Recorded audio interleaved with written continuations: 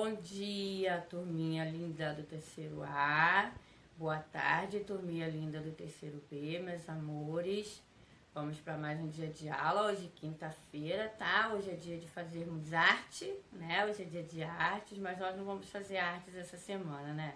Fizemos na semana passada, que foi as telas.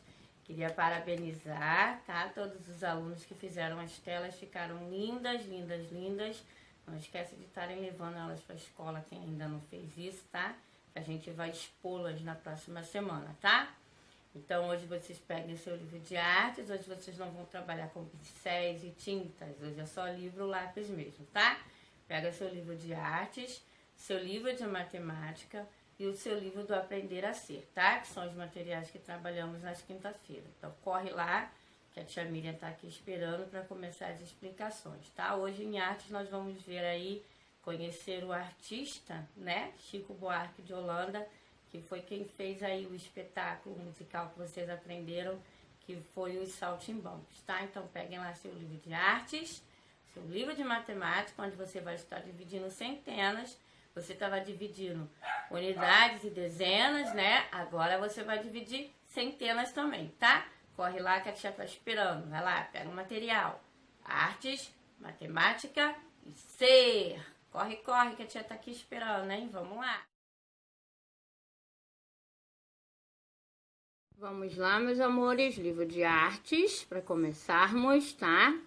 E por falar em arte, né, que é o título do texto aí, vocês vão marcar para ti alguns pedaços importantes que tem aí nesse texto, tá? Que tá falando sobre os elementos teatrais. A gente tem visto aí algumas encenações, né? Algumas peças teatrais. Vimos a que foi feita o cenário pela Tomi Otaki, né? A Madame Butterfly.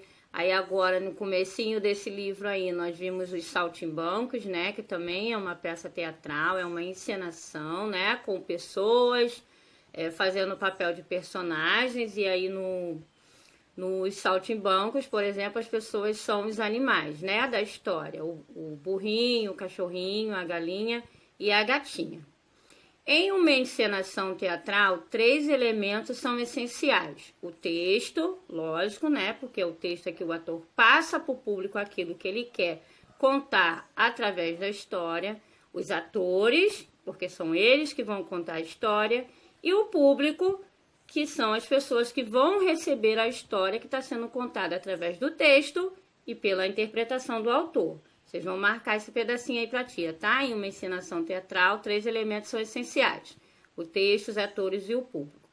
Entretanto, existem outros recursos que ajudam a contar a história, como o figurino e a maquiagem dos personagens. Marca também, tá? Figurino e a maquiagem. Por exemplo, nos Saltimbancos, eles estão contando a história de 4 animais. Se não tivesse o figurino dos 4 animais, a gente só iria ver os atores interpretando os animais, né? Mas aí o figurino dá aquele tchan na peça. Como o da Madame Butterfly, que vocês também viram, né? Que foi ambientado no período da Segunda Guerra. Tinha todas as vestes japonesas, as roupas de época. É muito importante, tanto o figurino quanto a maquiagem, para passar a história para o público. Aí tá falando aí quem são os personagens. Personagens são as pessoas ou seres que fazem parte do fato ou da história que se quer contar. Por exemplo, em um espetáculo de dança, em uma apresentação musical, em uma pintura, em uma obra de ficção.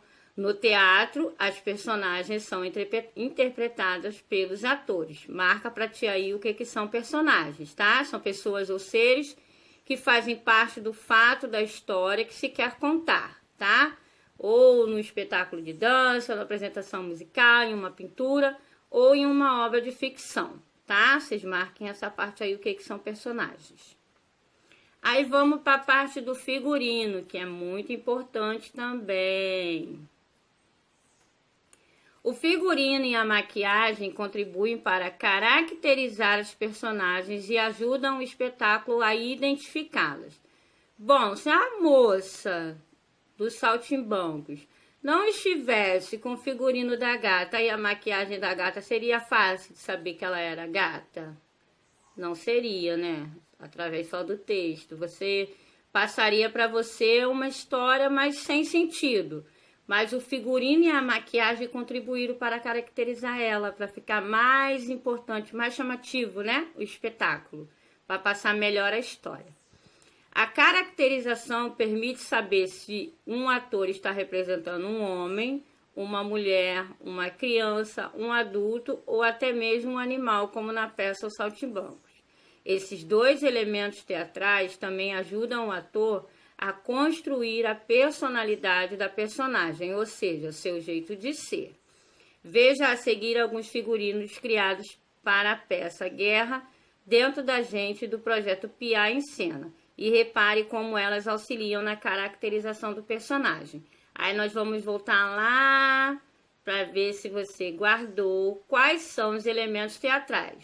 Lembrando, vamos lá, o figurino, a maquiagem, o ator, o texto e o público.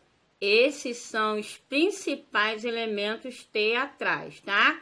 O texto, os atores, o público, o figurino e a maquiagem, tá? Agora vamos lá ver os figurinos da peça da Companhia Piá. Aí a imagem dos figurinos, tá? Que alguns personagens usaram, tá? Pra peça. Guerra dentro da gente. Do projeto Piá em Cena. Bem bacana, olha, tem uma rainha, uma princesa, o bobo da corte, né? São alguns personagens da encenação, da peça. Aí pode ver, ó, as vestes de quem é da realeza, né? É diferente das roupas das pessoas que são os plebeus ou os empregados, são diferentes, né? Dos reis, rainhas e princesas são mais exuberantes. Aí agora para você responder o que são personagens, lembra que a titia mandou marcar lá? E os elementos que a tia falou, lembrou e tudo antes de passar aí para os figurinos, quais são os elementos do teatro que ajudam a caracterizar os personagens, tá? Você vai responder essas duas perguntinhas aí. Agora vamos para a página 14. O livro está lançando, ó, um desafio para vocês, hein? Criação de figurinos. Vamos lá ver. Que tal criar figurinos para os personagens da peça Os Saltimbancos? Utilize a ilustração do livro impresso como base para a criação do figurino das personagens. Lembre-se, além da roupa, acessórios, máscaras e objetos podem ajudar a caracterizar os personagens. Pinte o desenho com o material que quiser e depois mostre sua proposta para a turma. Ou seja, aqui estão os personagens dos Saltimbancos, tá? Você vai fazer o quê? Você vai caracterizá-lo de acordo com o seu personagem lá da historinha que você viu. A gatinha, o burrinho, o cachorrinho, tá? Do jeito que tava lá na história. A tia vai botar na página lá para vocês relembrarem. Ó, vocês vão caracterizá-los, ou seja, você vai desenhar o figurino dos personagens saltimbancos lá naquele desenho da página 14, tá? Você pode usar a sua imaginação para fazer da maneira que você quiser o figurino, tá? Isso daqui é só uma base para você saber como que você vai fazer, tá? Mas usa da sua imaginação, pode fazer a galinha da maneira que você quiser, a gata da maneira que você quiser, com a roupa que você quiser. Você desenha o figurino da gata, pode ser diferente. Bota um brinco, um colar na gata, tá? Pode fazer da maneira que você quiser. Só não esquece que eles têm que ser os saltimbancos, tá bom?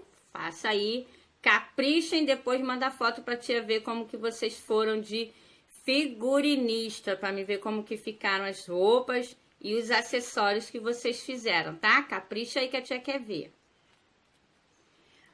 Bom, na página 15 nós vamos conhecer quem compôs as canções da música do espetáculo Saltimbanco, que é o nosso querido Chico Buarque de Holanda, tá? Um grande astro da nossa música popular brasileira, grande mesmo, maravilhoso. Antes da tia ler um pouquinho aí da história do Chico Buarque, a tia vai passar um vídeo, tá? Para vocês estarem assistindo aí um pouquinho da biografia desse grande cantor brasileiro aí que faz sucesso em todo o planeta, hein? Chico Buarque é conhecido no mundo inteiro. Preste atenção no vídeo e daqui a pouco a tia vai contar um pouquinho aqui da história dele que tá no seu livro, tá? Se liga no vídeo. Em 19 de junho de 1944, nasce no Rio de Janeiro Francisco Buarque de Holanda, dramaturgo, poeta, músico, apaixonado pelo Brasil e pelo futebol. Ainda criança, se muda com sua família para a Itália e aos 8 anos surge seu interesse pelo samba. Aos 20 anos, começa a fazer sucesso ao ganhar o renomado prêmio no Festival de Música Popular Brasileira com a música A Banda. Surge então um grande nome na cena musical brasileira, Chico Buarque de Holanda.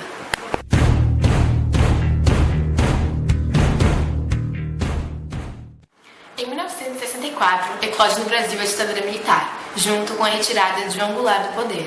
A censura foi aplicada e a mídia severamente limitada e supervisionada pelo Estado. Chico Buarque de Holanda,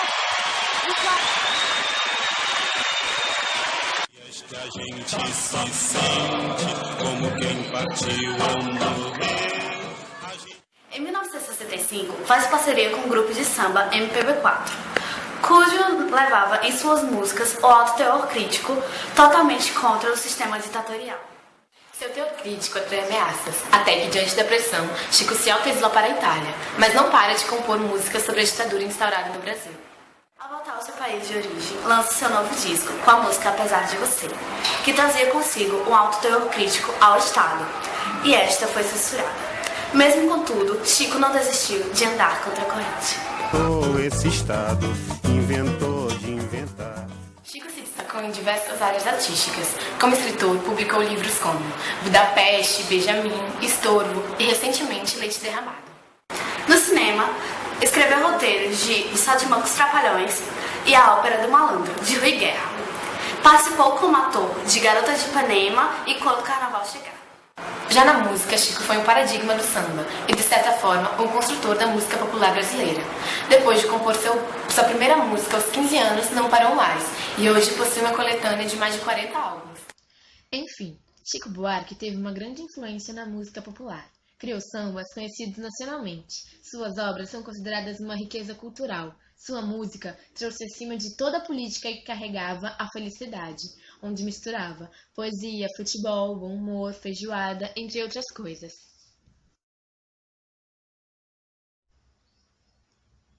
E como dizia Rui Guerra, Chico Buarque não existe, é uma ficção, saibam.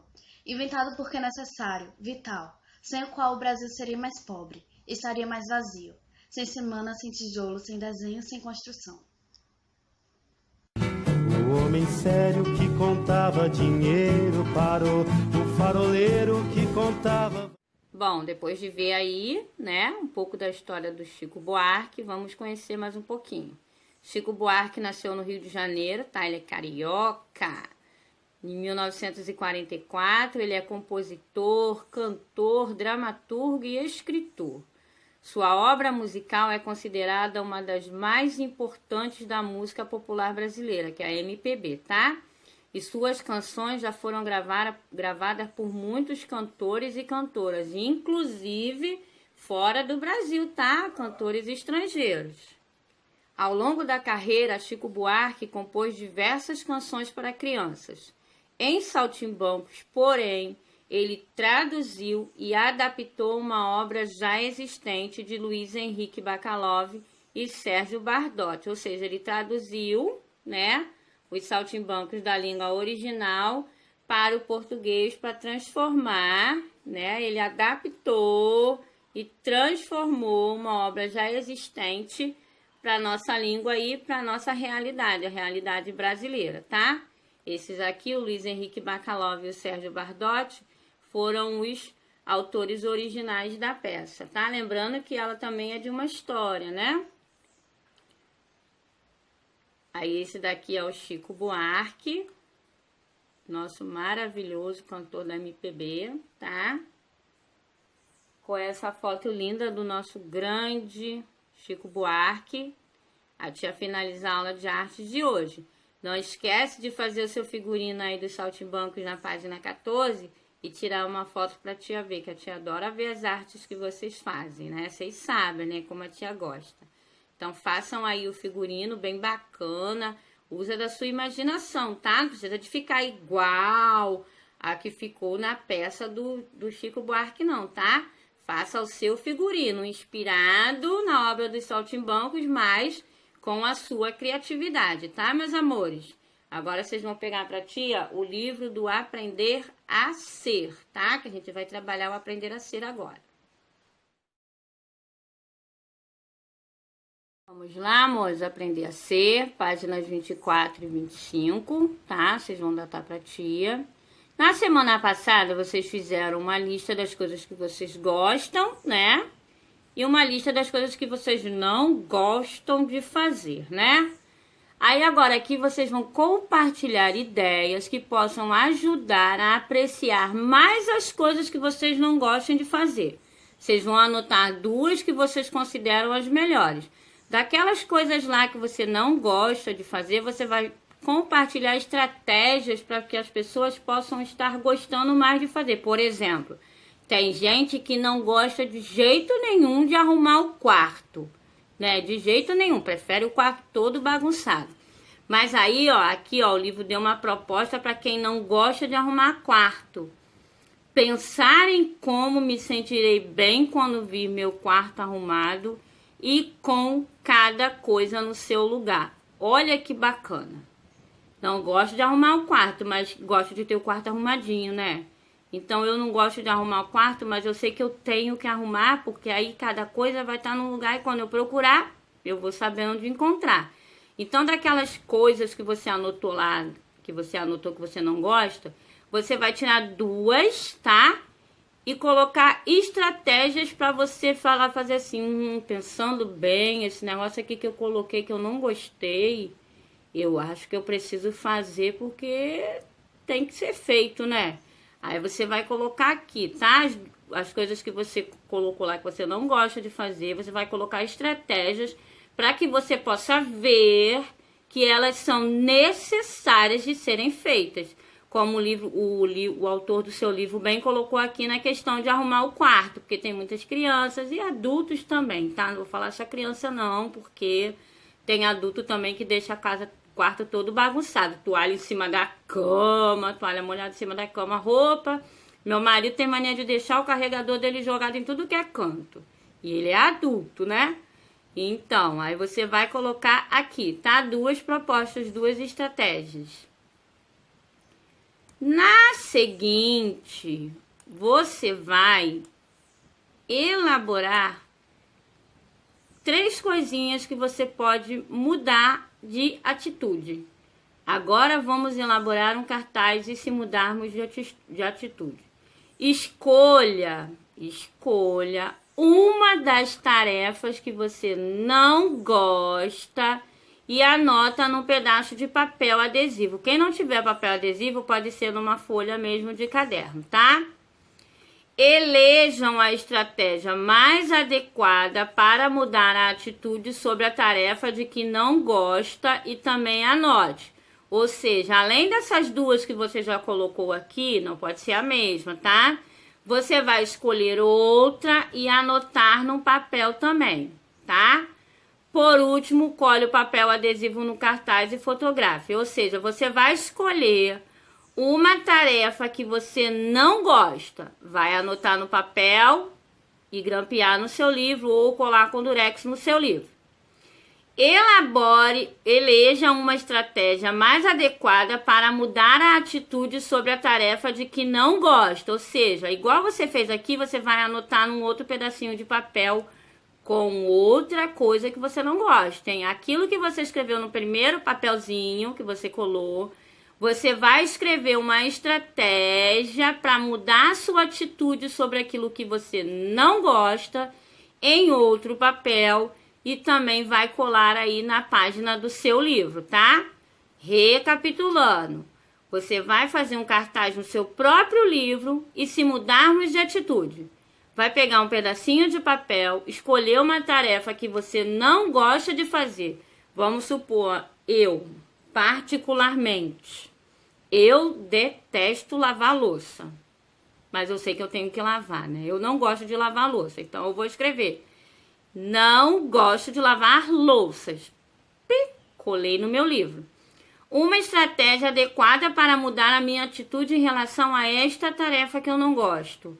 Ai, eu preciso lavar louça porque eu gosto de deixar a minha casa sempre limpinha. Quando tiver visitas na minha casa, eles não se assustarem com a quantidade de louças na pia. E eu sei que é preciso deixar a casa organizada. Opa, coloquei o outro papelzinho lá. Mudei a minha estratégia. Ou seja, eu sei, eu posso não gostar de lavar louça, mas eu sei que é necessário lavar louça para ter sempre a casa organizadinha, bonitinha. Eu não gosto de lavar louça, mas eu gosto de deixar minhas panelas parecendo espelho. Olha para isso, né? Eu não gosto de lavar louça, não. Mas quando eu pego para lavar, minhas panelas ficam parecendo espelho. Amo panela brilhando. Então, é isso que a tia faz, né? Aquelas coisas que a tia não gosta de fazer, mas a tia sabe que tem que fazer. Muitas das vezes a gente não gosta de fazer determinado trabalho que a mamãe pede, mas aí a gente sabe que tem que fazer porque tem que ficar bonitinho, o nosso quarto tem que ficar organizadinho, os nossos brinquedos tem que ficar guardadinho, né? Porque brinquedo custa dinheiro, papai e mamãe não ganharam de graça, então tem que ficar tudo arrumadinho. Tem coisas que a gente sabe que tem que fazer, mas que não gosta de fazer. Então é isso que você vai colocar aí nesses papeizinhos, tá? Nos dois papéis. Primeiro uma tarefa que você não gosta de fazer quando a mamãe pede. Ah, mãe, sério, eu tenho que fazer isso? Você vai escrever aqui. E depois uma estratégia para você mudar a atitude em relação ao que você colocou no primeiro papelzinho, tá? Aí você vai colar os dois papeizinhos no seu livro, na página 24, tá? Agora vamos para a página 25. Na semana passada, o desafio era vocês pintarem a mandala em 10 minutos, né? Tinha o tempo programado para você pintar.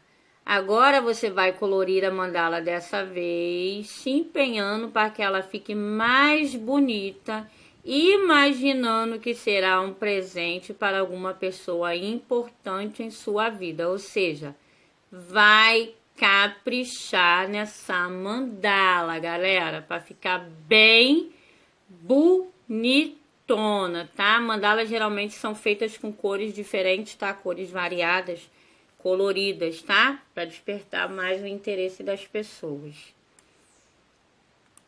Utiliza cores bem bonitas. Quando terminar de pintar, observe a mandala. Você gosta mais dela agora? Como se sente ao ver a diferença? Você vai ver a diferença da mandala que você está pintando hoje, da mandala que você pintou na semana passada. Para você ver se você consegue ver alguma diferença entre as duas, tá? Da mandala que você pintou na aula anterior, do C, na semana passada, e dessa mandala aqui que você está pintando hoje.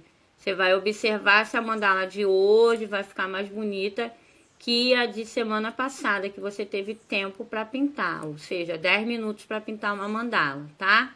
E 10 minutos não dá para pintar bem bonita não, agora com mais tempo dá para ficar bem bonita, dá para você selecionar cores diferentes, tonalidades diferentes, aí você vai ver se você vai notar alguma diferença entre uma e outra, principalmente porque, ó, olha só, olha o que está escrito aqui na pergunta. Imaginando que será um presente para alguma pessoa importante em sua vida. Sempre que a gente quer presentear uma pessoa que é importante, a gente quer presentear com o melhor, né? Então, essa mandala aqui tem que ficar muito caprichada, hein? Porque vamos supor que você vai dar para a pessoa mais importante da sua vida, vamos supor que seja a mamãe ou o papai, né? Você vai caprichar nessa mandala, não vai não? Então, capricha aí. E com essa mandala, que a tia sabe que vocês irão arrasar, né? Que tem grandes artistas. Tanto eu, quanto a tia Ingrid, sabemos que temos grandes artistas. Depois das telas que a gente viu, se a gente duvidava, agora a gente não duvida mais não, hein? Depois das telas, a gente sabe que a gente tem grandes artistas na nossa sala. Então, caprichem aí nessa mandala, tá? Que você vai dar de presente para alguém, tá bom? Aí a tia finaliza o C. Agora vamos para matemática, onde nós vamos estar vendo divisão, só que agora com a classe das centenas. Vocês têm visto divisão com unidade e dezena, né? Agora vai acrescentar mais uma ordem, a classe das centenas, ou seja, vai ter números com 3 centenas, dezenas e unidade. Corre lá e pega o livro de matemática.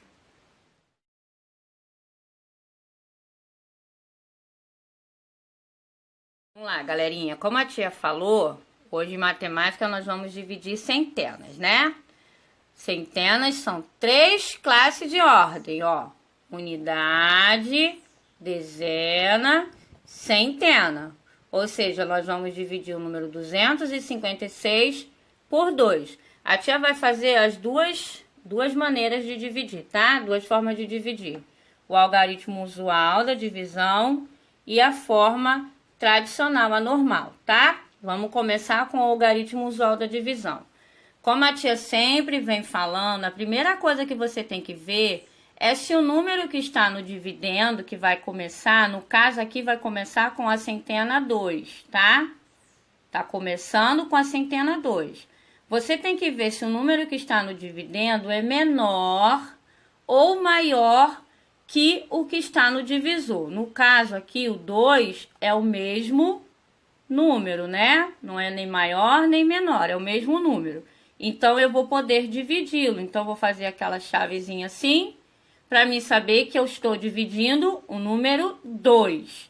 Aí, eu vou lá na tabuada do 2, que eu já tô craque para chuchu, e sei que o 2 vezes 1, ou seja, 2 vezes o 1, vai dar 2.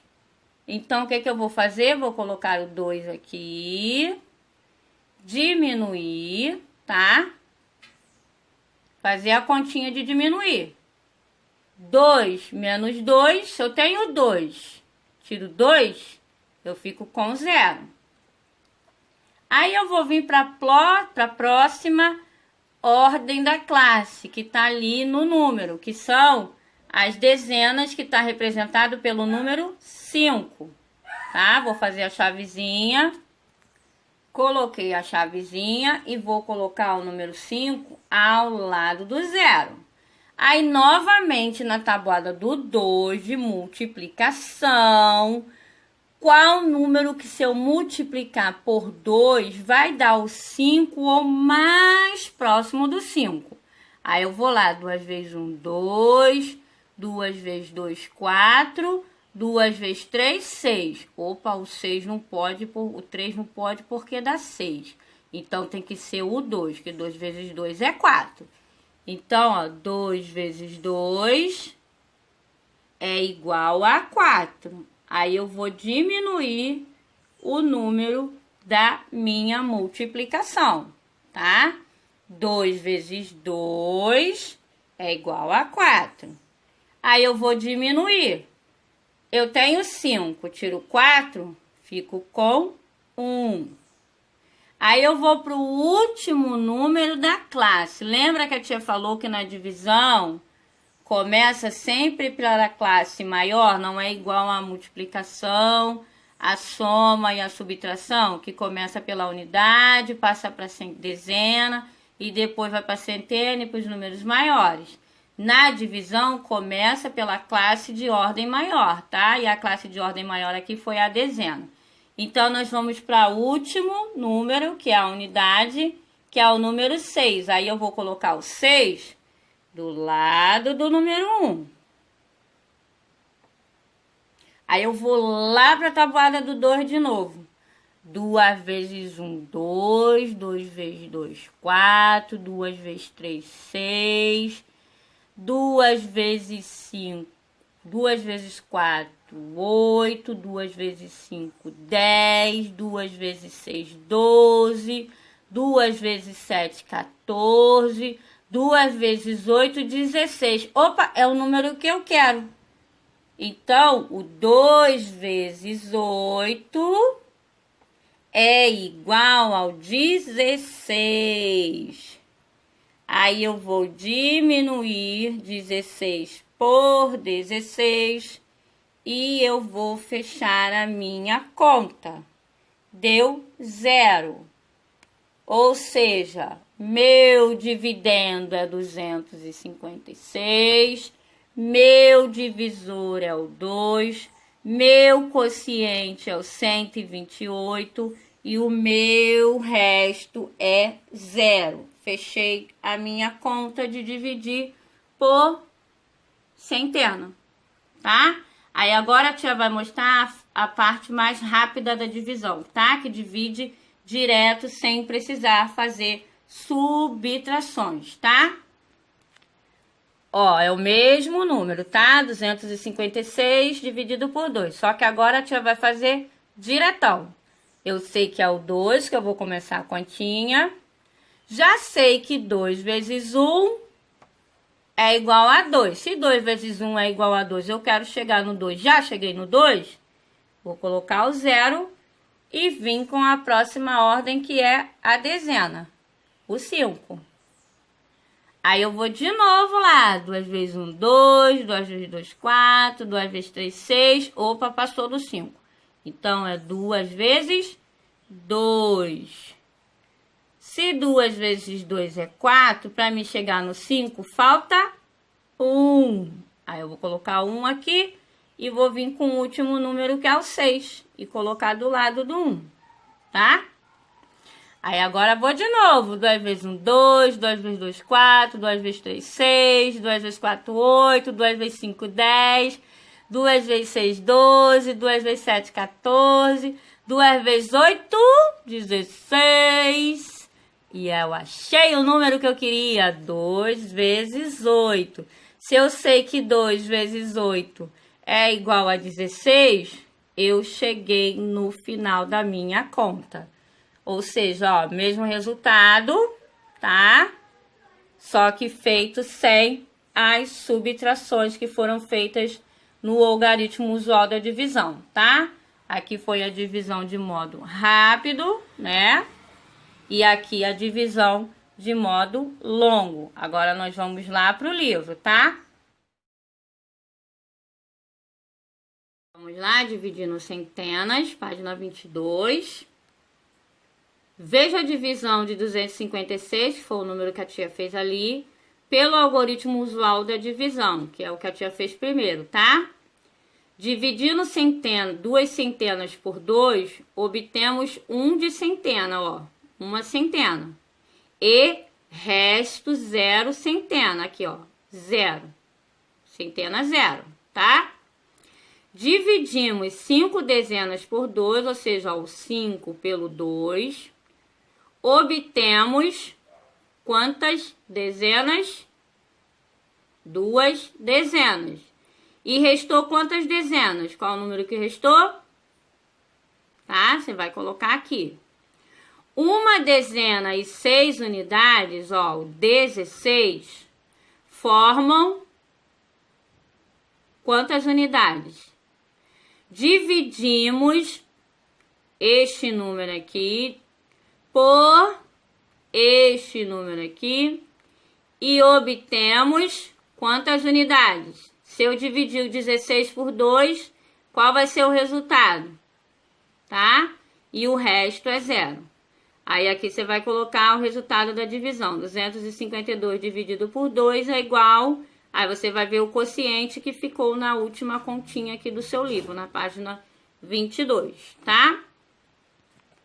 Agora veja a divisão de 135 por 5 pelo algoritmo usual e complete. Como uma centena dividida por 5 não resulta em centenas, dividimos 13 dezenas por 5 e obtemos 2 dezenas e restam 3 dezenas. Ou seja, o 1 que era centena 1, eu não poderia dividir por 5. Então, eu peguei a centena 1 e a dezena 3 e formei o 13, que eu pude dividir por 5. E nessa divisão, 5 vezes 2 é o que chega mais próximo do 13, né? Que dá 10. E sobrou 3 de resto, 3 dezenas, ó. Sobrou 3 dezenas de resto. 3 dezenas e 5 unidades formam quantas unidades? Formam 3 dezenas e 5 unidades. Qual o número que está formando aqui, tá? Dividimos, 35 unidades, que foi a quantidade que ficou aqui, ó, para ser dividida. Dividimos 35 por, qual o número que está aqui no divisor? Tá bom? Você vai colocar aqui. Obtemos, qual o número que se eu multiplicar por 5 vai dar o 35? Aí você vai colocar aqui. E o resto é 0. Aí tem a divisão, 135 dividido por 5. Você vai colocar o resultado do quociente da conta que apareceu aqui para você no último quadradinho, tá bom? Vamos para a página 23. Vamos lá, continuando, página 23, tá? Veja como Mariana e Marcelo calcularam corretamente 464 dividido por 4.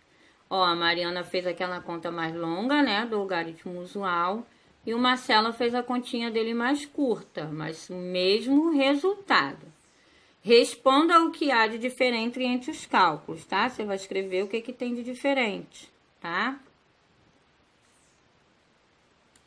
Não estão erradas, tá? Todas as duas contas estão certas, mas o que elas têm de diferente?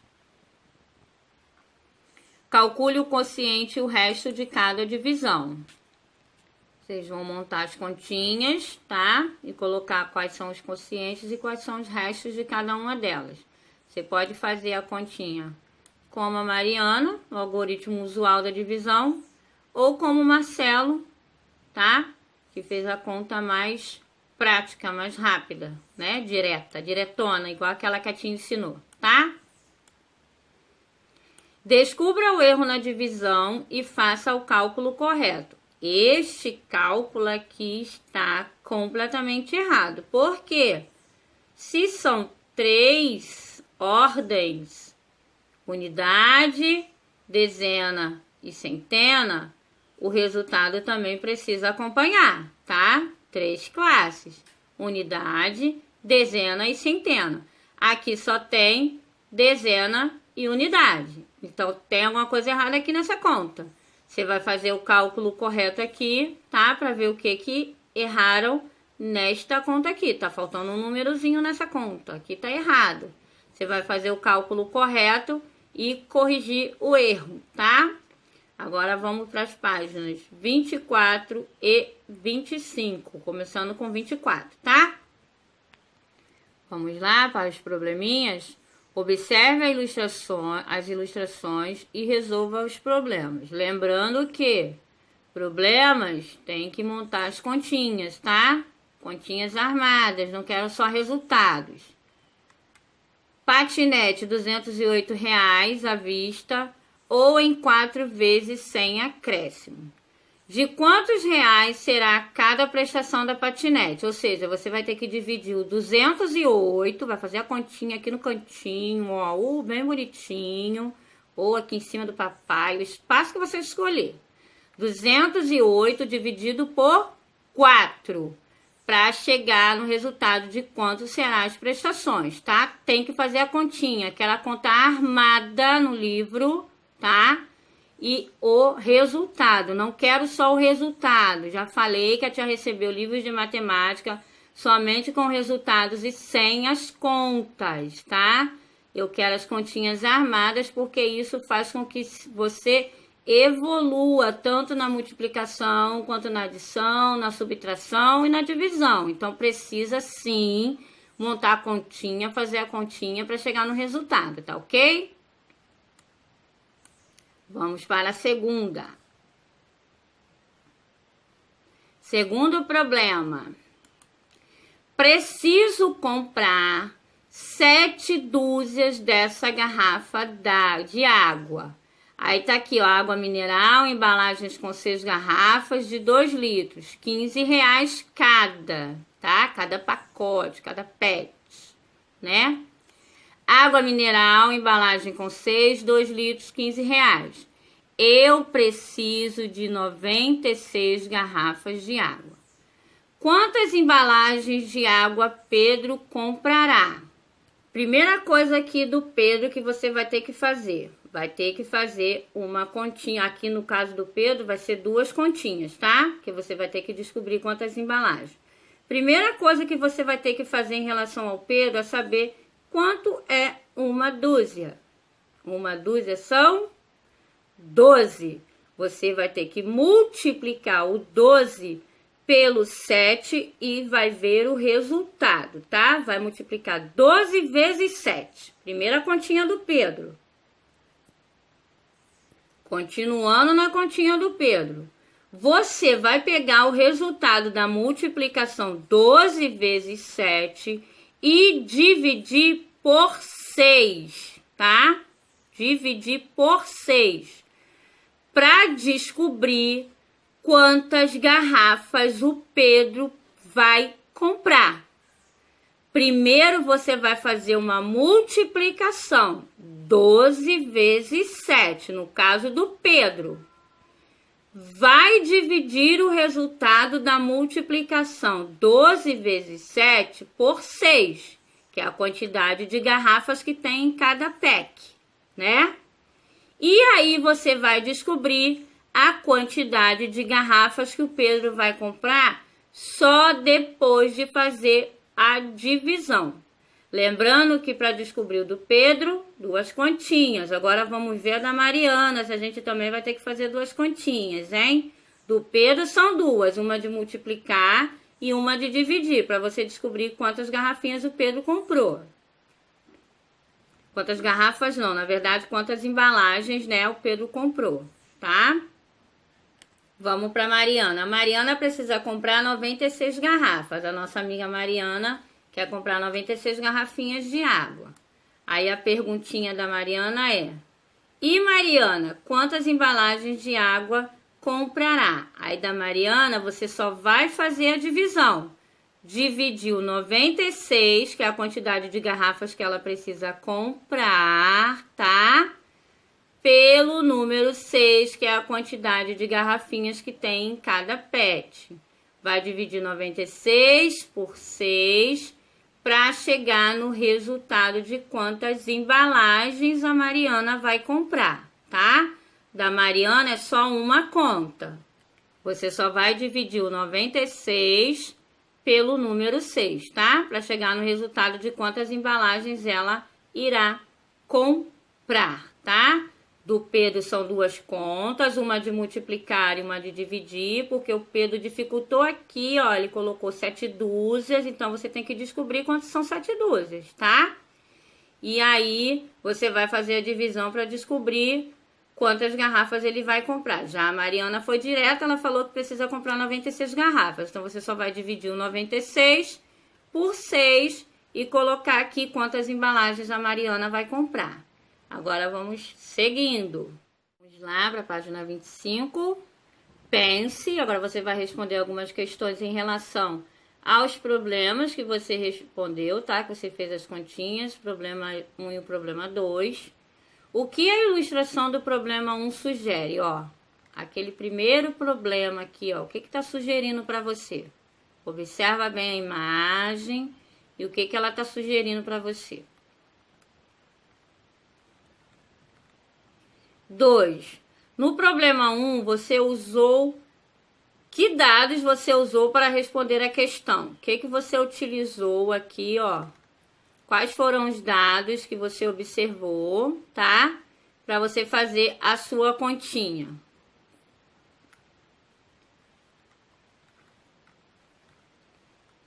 3. Você usou todos os dados do problema 2 para resolvê-lo? Explique. Observa novamente o problema 2 da Mariana e do Pedro e vê se você utilizou todos os dados que foram fornecidos por eles, tá? Para responder a questão.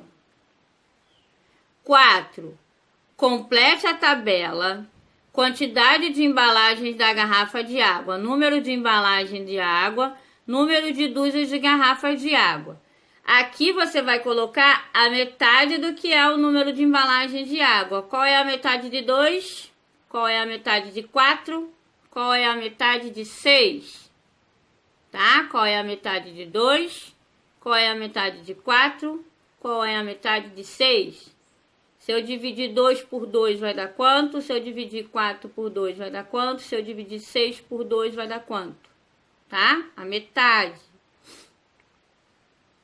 Agora compare os números que apareceu na primeira linha da tabela, tá? O 2, o 4 e o 6, com os números que apareceram na segunda linha, ou seja, os que vocês colocaram. O que que você observa? Você vai colocar o que que você observou em relação às duas fileiras, tá? A primeira, que já tem no livro, e a segunda que você colocou. A última questão, com base nos dados do problema 2, tá? Aquele probleminha do Pedro e da Mariana, vocês vão inventar uma pergunta para ser respondida. Exija o uso de todos os dados, ou seja, vai fazer uma perguntinha, tá? Uma questão utilizando esta ilustração aqui. Você vai inventar uma conta para alguém resolver utilizando a ilustração do Pedro e da Mariana. Invente uma continha bem difícil aí que alguém não vai conseguir fazer, tá? Ou seja, você é quem vai criar o problema, tá? Escreva aí uma pergunta, faça uma pergunta, como essas perguntas que vocês respondem, né? Que precisa de fazer continha para chegar no resultado, tá? Com essa atividade aí, com esse problema, esses dois problemas, da Mariana e do Pedro e do papai que foi comprar patinete, a tia termina a aula de matemática, tá bom? Fiquem com Deus e até a próxima aula, tá bom? Não esqueçam, façam com atenção. Ah, não esqueçam, principalmente não esqueçam, amanhã é o dia do desafio da matemática, hein? Da multiplicação. Todo mundo estudando a tabuada que pegou lá na escola, porque na sexta-feira, tanto eu quanto tia Ingrid vamos querer ver se vocês estão com a tabuada de multiplicar na ponta da língua, hein? É amanhã, para fechar a semana, para fazer o sextou, a gente vai pegar vocês aí com o desafio da multiplicação. Então, estudem, porque vocês não sabem qual a tabuada que a gente vai pedir. Vocês levaram todas elas, do 1 até o 10, então a gente pode pedir qualquer uma delas. Então, estuda, fica atento. Você que não assiste a aula no Meet, você vai estar gravando o vídeo. A tia vai colocar o nome lá na hora da aula de matemática. Na hora que for o desafio, a tia vai colocar o nome no grupo. E o nome que a tia botar no grupo, a tabuada que a tia botar do lado do nome, vai ser o vídeo que você vai ter que enviar para a tia, hein? Lembrando que é trabalho de matemática. O primeiro desafio era pegar a folha e preencher. O segundo desafio é passar no crivo das perguntas da tia, hein? Se a tia mandar falar a tabuada do 7 todinha, vai ter que falar a tabuada todinha bem bonitinho. No vídeo, já sabe, pode usar a imaginação. Ritmo de dança, ritmo de música, funk, forró, rock, reggae. Usa da sua imaginação, mas tem que ser a tabuada certinha, não esquece. É amanhã, hein, o desafio da matemática, tá bom? Então, estudem a tabuada, porque eu e tia Ingrid vamos pegar vocês amanhã, hein? Pegar firme na multiplicação, tá bom? Beijo grande, fiquem com Deus e até amanhã.